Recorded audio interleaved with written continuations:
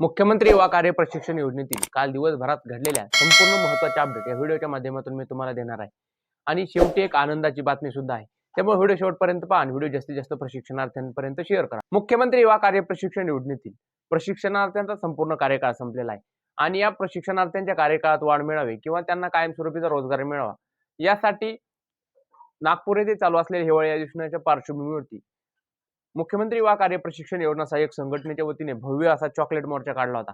या चॉकलेट मोर्चाची संपूर्ण महाराष्ट्रामध्ये चर्चा झाली. संपूर्ण प्रसार माध्यमांनी हा मोर्चा लाईव्ह दाखवला आणि याचाच फायदा असा झाला की काल एकूण 22 आमदार हे जो आंदोलन ज्या ठिकाणी मुख्यमंत्री युवा कार्य प्रशिक्षण योजनेतील प्रशिक्षणार्थी आणि नेतृत्व बसलेले आहेत त्या ठिकाणी 22 आमदार येऊन त्यांना पाठिंबा दिला.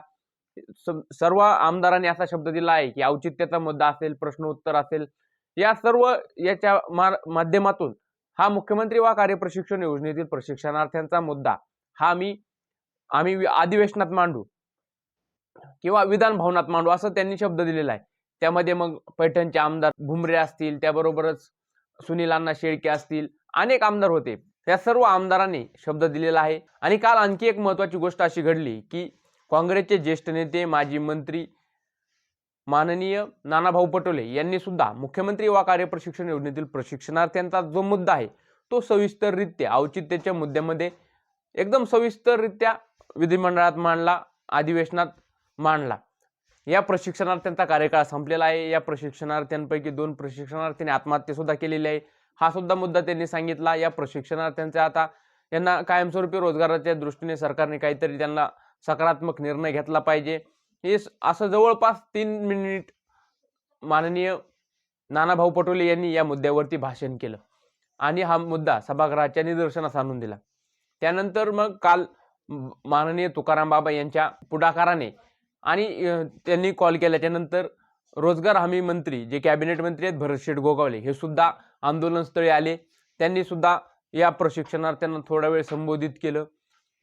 प्रशिक्षणार्थ्यांना संबोधित केल्याच्या नंतर भरतशेठ गोगावले स्वतः बालाजी पाटील चाकूरकर आणि निलेश वसावे सर यांना घेऊन जे अधिवेशन आहे तिकडे त्यांना घेऊन गेले.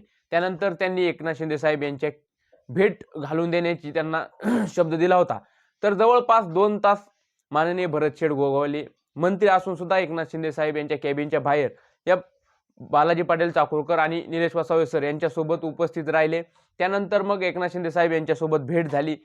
संपूर्ण मुद्दा हा एकनाथ शिंदे साहेबांना मांडला आणि एकनाथ शिंदे साहेब हे पॉझिटिव्ह आहेत, त्यांना हा मुद्दा माहिती आहे. आनंदाची बातमी अशी आहे की आज दुपारी 1 वाजता जे नागपूर अधिवेशन चालू आहे की विधान भवन असेल त्या ठिकाणी जी शासकीय बैठक इतके दिवसापासून लागत नव्हती ती शासकीय बैठक आज दुपारी 1 वाजता होणार आहे. माननीय उपमुख्यमंत्री एकनाथ शिंदे साहेब यांनी स्वतः ही सांगितलंय की आज 1 वाजता शासकीय बैठक होणार आहे. या बैठकीसाठी तुकाराम बाबा, बालाजी पाटील चाकूरकर आणि 5 प्रशिक्षणार्थी असं एकूण 7 लोकांचं शिष्टमंडळ हे बोलवलेलं आहे. आणि त्यानंतर मग तिथून चाकूरकर साहेब आणि निलेश वसावे सर हे निघून गेले. मग पुन्हा चाकूरकर साहेबांनी नानाभाऊ पटोले यांची सुद्धा भेट घेतली, त्यांचे आभार मानले.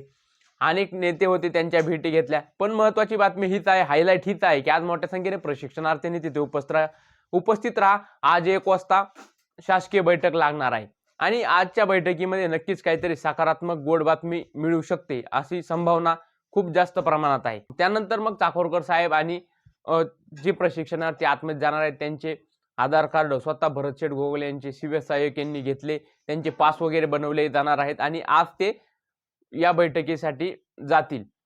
आता आज सुद्धा काही आमदार मग त्यानंतर चाकूरकर साहेबांनी जयंत पाटील यांची सुद्धा भेट झाली.